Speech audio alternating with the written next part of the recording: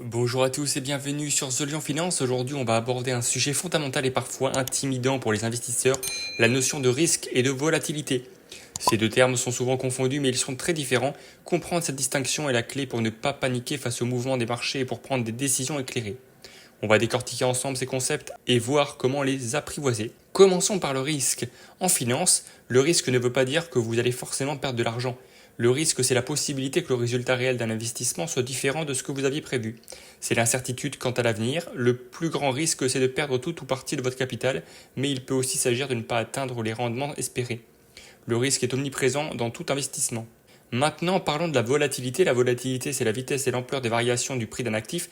Imaginez un graphique boursier d'une action très volatile. C'est une action dont la courbe fait des hauts et des bas très prononcés et rapides. C'est un indicateur de la nervosité ou de l'excitation du marché. La volatilité n'est pas synonyme du risque à long terme, mais elle peut créer de l'incertitude à court terme. La différence est cruciale. Une action peut être très volatile à court terme, elle monte et descend beaucoup, sans pour autant représenter un risque important sur le long terme si l'entreprise est solide et continue de générer des profits. A l'inverse, un investissement peu volatile comme un livret d'épargne peut ne pas être risqué en soi, mais peut comporter un risque d'inflation et de perte de pouvoir d'achat si son rendement est inférieur à l'inflation. Pour gérer ces deux notions, il y a des règles d'or. La première, diversifiez vos investissements. Ne mettez pas tous vos œufs dans le même panier. La deuxième, investissez à long terme.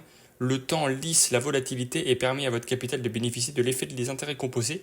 La troisième, investissez uniquement l'argent que vous n'avez pas besoin à court et à moyen terme. C'est ce qu'on appelle la patience. Pour résumer, la volatilité est la fluctuation de prix tandis que le risque est la possibilité de perdre de l'argent ou de ne pas atteindre vos objectifs.